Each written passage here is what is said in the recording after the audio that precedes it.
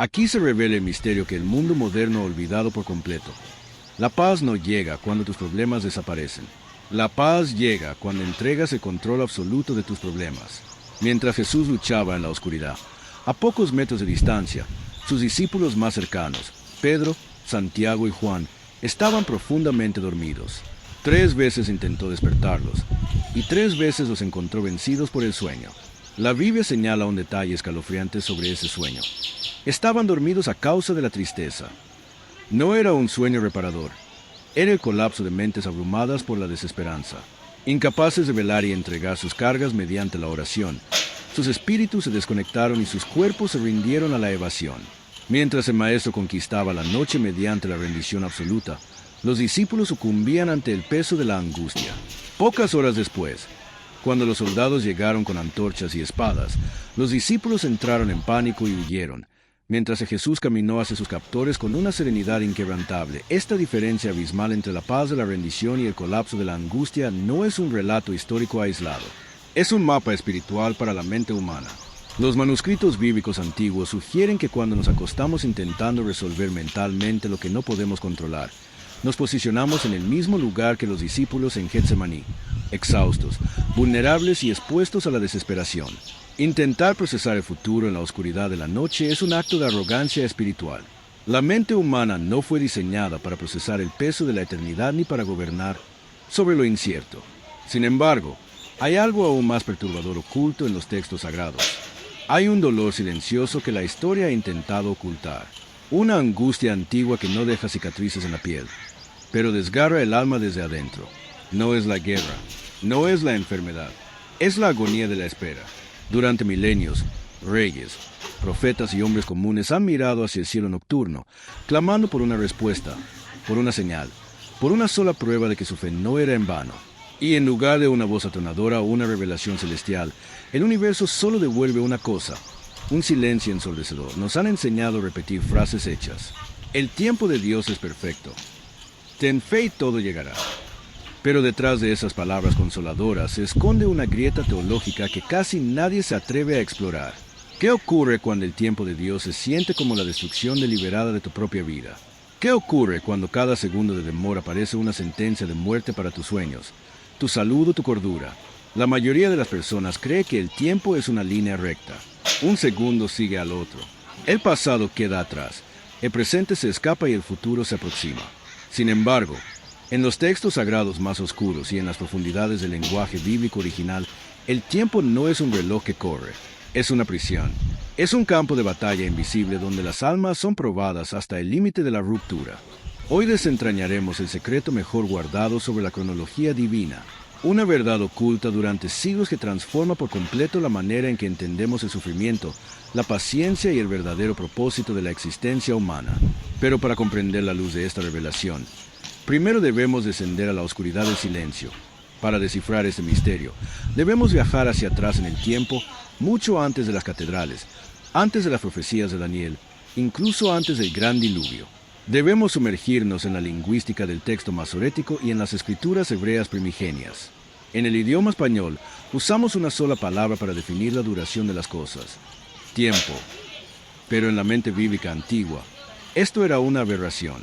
El hebreo antiguo distingue con absoluta precisión médica entre 2 dimensiones de la existencia que chocan constantemente entre sí. Zman es el tiempo terrenal, el tiempo de la carne, el tic-tac inexorable que consume tus días, marchita tu juventud y te acerca inexorablemente a la tumba. Es el tiempo controlado por las leyes físicas de este mundo caído. Es la cuenta regresiva de tus deudas, de tus enfermedades y de tus fracasos. Es el tirano invisible al que todos rendimos culto cuando miramos el reloj con pánico. Pero existe otra palabra, una estructura lingüística casi olvidada que los eruditos bíblicos observan con reverencia y temor. El sabio Salomón no escribió en Eclesiastés que todo tiene su tiempo en el sentido mecánico. Lo que escribió en el texto original fue: para todo hay un Zman, y une para cada propósito debajo del cielo. Aquí es donde el secreto comienza a revelarse. El sufrimiento humano no nace de la espera en sí misma, sino de la trágica colisión entre Zman y Ed. Vivimos atrapados en la dictadura de los minutos, mientras las respuestas celestiales se procesan en la dimensión de la eternidad. Pero, ¿por qué establecer un sistema tan cruento? ¿Por qué exigir que el ser humano sufra en el Zman antes de permitir que Él se manifieste? La respuesta a esta pregunta no se encuentra en las teologías modernas de la prosperidad. Se encuentra en una historia bíblica olvidada que la mayoría de la gente lee mal. Considere la historia de Abraham, un hombre al que se le promete una descendencia tan numerosa como las estrellas del cielo. Una promesa majestuosa, eterna, divina, pero hay un detalle destructivo que a menudo se pasa por alto en los sermones dominicales. Dios le hace la promesa a Abraham cuando tiene 75 años, una edad en la que el cuerpo humano ya ha cruzado el umbral de la decadencia. Y entonces, Dios desaparece. Pasan los días, pasan los meses, los años se convierten en décadas.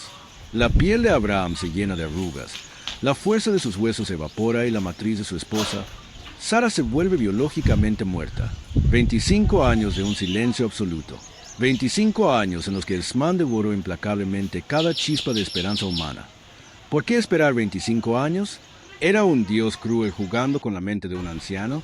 ¿Un arquitecto divino que olvidó su compromiso? La respuesta corta es no. La verdad es infinitamente más profunda y aterradora. Si el hijo de la promesa hubiera nacido cuando Abraham tenía 76 años, el mundo habría dicho que fue fruto de la naturaleza, de la suerte o de la biología. El milagro habría sido absorbido por la lógica humana. Dios esperó intencionadamente hasta que la posibilidad biológica estuviera completamente muerta. Esperó a que la lógica humana colapsara por completo. Esperó a que Abraham no tuviera absolutamente nada a lo que aferrarse excepto la palabra invisible de su Creador. Sin embargo, hay una advertencia escalofriante escondida en los textos sagrados. Existe un peligro real, un abismo espiritual en el que caen millones de personas cuando no entienden la naturaleza del tiempo divino.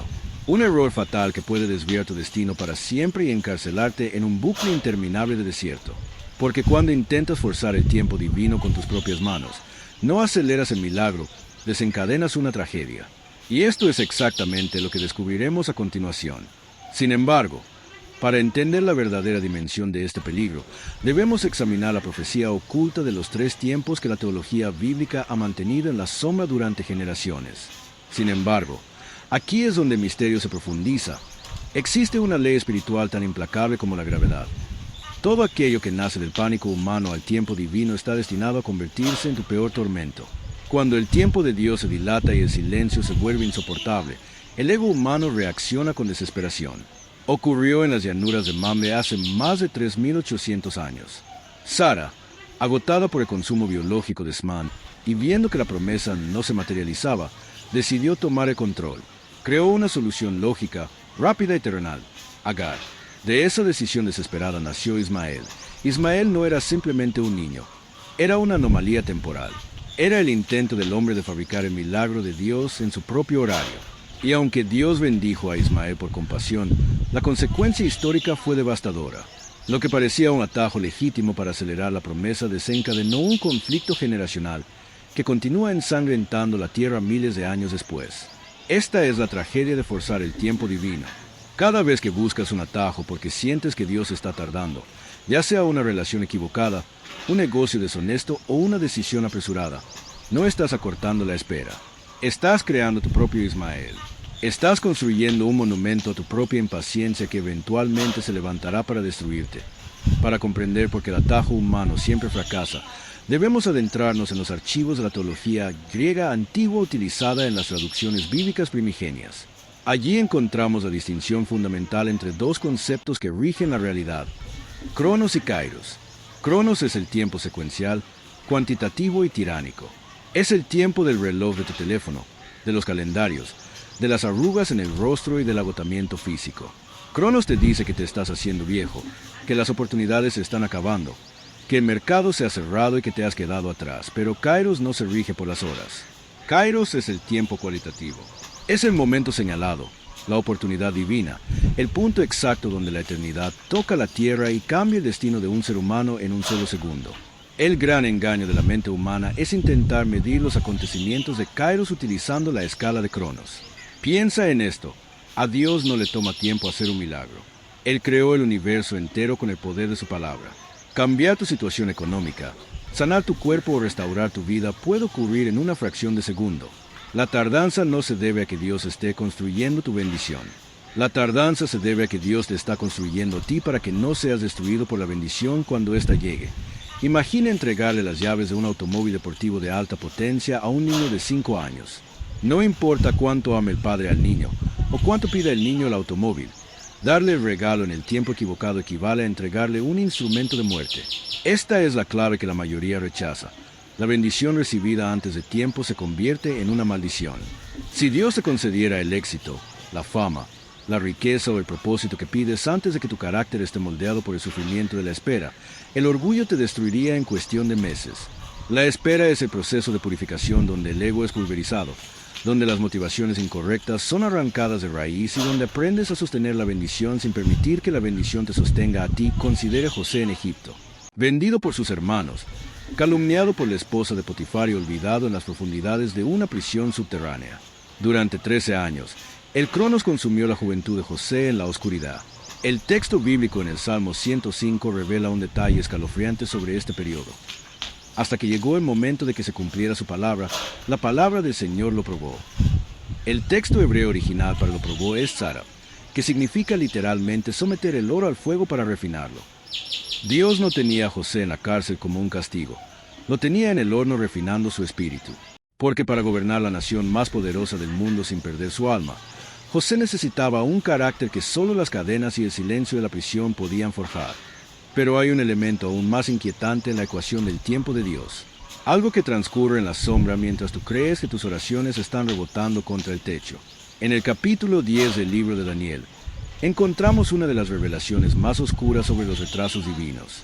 Daniel ayuna y ora durante 21 días buscando una respuesta. Durante 3 semanas completas, el cielo permanece en absoluto silencio. Sin visiones, sin voces, sin señales. Sin embargo, cuando el ángel finalmente se le aparece en el día 21, le revela una verdad que causa escalofríos. Daniel, no temas, porque desde el primer día que dispusiste tu corazón a entender y a humillarte delante de tu Dios, fueron oídas tus palabras. Mas el príncipe del reino de Persia se me opuso durante 21 días. Escucha bien esto. La respuesta a la oración de Daniel fue enviada el primer día, pero tardó 21 días en manifestarse en la realidad física debido a una guerra feroz desatada en los reinos invisibles del cosmos. ¿Cuántas veces has abandonado tu fe a mitad de camino, sin saber que tu respuesta ya había sido emitida desde el trono celestial? ¿Cuántas veces te has rendido en el día 20, a solo horas de que la manifestación de tu victoria rompiera la trinchera espiritual? Existe un punto de quiebre en la psicología humana. Un lugar oscuro donde la fe no solo se tambalea, sino que muere por completo. Es el momento en que la espera deja de sentirse como una prueba y pasa a convertirse en un cadáver. Para la teología del siglo I, no había peor escenario que la tumba de Lázaro en Betania. Cuando Lázaro enfermó gravemente, sus hermanas, Marta y María, enviaron un mensaje urgente a Jesús. No había pánico en su petición. Había una certeza absoluta. Conocían sus milagros. Habían visto sanar a leprosos y devolver la vista a ciegos. Sabían con precisión matemática que si llegaba a tiempo, la muerte no tendría poder. Sin embargo, el texto del Evangelio de Juan registra un dato que descuadra la razón y perturba el alma. Cuando oyó, pues, que estaba enfermo, se quedó 2 días más en el lugar donde estaba. Léelo bien. No se retrasó por una tormenta. No fue interceptado por los romanos. Se quedó intencionadamente 2 días más en el mismo lugar. Dejó que las horas corrieran, que la fiebre consumiera el cuerpo de su amigo, que los pulmones de Lázaro colapsaran y que su último aliento se evaporara en el aire. ¿Por qué actuar con tal nivel de aparente crueldad? La respuesta oculta radica en las tradiciones místicas del judaísmo del siglo I. La creencia popular rabínica de la época sostenía que el alma de un difunto revolotaba cerca del cuerpo durante exactamente 3 días, buscando una oportunidad para reingresar. Pero al 4.º día, cuando la descomposición física y la putrefacción eran irreversibles, el alma abandonaba el plano terrenal para siempre. Llegar al 4.º día no era un retraso ordinario. Era sobrepasar deliberadamente la frontera médica, teológica y espiritual de lo posible. Era esperar a que la esperanza estuviera literalmente podrida. Todos nosotros hemos experimentado el síndrome del 4.º día. Es ese momento exacto en el que el negocio que intentaba salvar se declara en quiebra definitiva. Es la llamada del médico confirmando un diagnóstico irreversible. Es el día en que la persona que amabas firma los papeles del divorcio. Es el instante en que tu mente te susurra con una frialdad matemática: ya es demasiado tarde. El milagro expiró. Marta lo expresó con una crudeza desgarradora cuando encaró a Jesús a las afueras del pueblo. Señor, si hubieras estado aquí, mi hermano no habría muerto. En esa sola frase está condensada la queja de toda la humanidad a lo largo de la historia. Si hubieras intervenido ayer, si hubieras respondido el mes pasado, si hubieras actuado antes de que colapsara mi vida. Pero aquí se revela el nivel más profundo y misterioso del tiempo divino. Dios no está interesado en salvar las cosas que tú puedes reparar con tu lógica o tus recursos. Dios permite que tus circunstancias lleguen al cuarto día, al estado de descomposición absoluta, para que cuando el milagro suceda, nadie en la tierra ni en el infierno pueda atribuirse la gloria. Para sanar a un enfermo se necesita un médico. Para resucitar a un cadáver en estado de putrefacción, se necesita al Creador del universo. Dios no llegó tarde a la tumba de Lázaro. Llegó exactamente en el momento estratégico donde la sanidad ya no era una opción, y la única salida posible era una resurrección. Si analizamos los patrones de los manuscritos antiguos, descubrimos una estructura matemática recurrente en cómo opera la cronología divina sobre los seres humanos. Hay 3 etapas universales por las que atraviesa toda promesa antes de manifestarse en el mundo material. La primera etapa es la semilla, la promesa. Es el momento del entusiasmo, cuando recibes una visión, una idea, una fe inamovible sobre tu futuro. La segunda etapa es el entierro, la espera. La semilla debe ser cubierta por la tierra, sumida en la oscuridad, rodeada de humedad y presión. Para la semilla, estar enterrada se siente como la muerte. No ve la luz del sol, no siente el aire, está atrapada bajo el peso de la tierra. La mayoría de las personas renuncian en esta fase porque confunden estar enterrados con estar destruidos, pero la tierra no es una tumba para la semilla, es su incubadora. La presión de la tierra es lo único que tiene la fuerza suficiente para romper la cáscara exterior de la semilla y permitir que la vida encerrada en su interior germine hacia la superficie. Si Dios te librara de la presión del desierto, jamás romperías la cáscara de tu inmadurez. Y finalmente, la tercera etapa, la ruptura, el kairos. Es cuando la planta emerge de la tierra hacia la luz. Lo que tardó meses o años en prepararse en la invisibilidad subterránea, florece en una fracción de tiempo ante los ojos del mundo. Llegados a este punto, debemos hacer una pausa y mirar fijamente hacia el abismo. Hemos entendido que el tiempo terreno es una prisión, que los atajos humanos crean tragedias generacionales y que la muerte de la esperanza es solo el escenario previo a la resurrección. Sin embargo, queda una pregunta aterradora que la teología convencional prefiere ignorar. Si el tiempo de Dios es perfecto, y si cada retraso tiene un propósito pedagógico y espiritual, ¿por qué hay oraciones que parecen no responderse jamás en esta vida? ¿Qué ocurre con aquellos que murieron esperando la promesa, sin verla jamás materializada en el plano terrenal?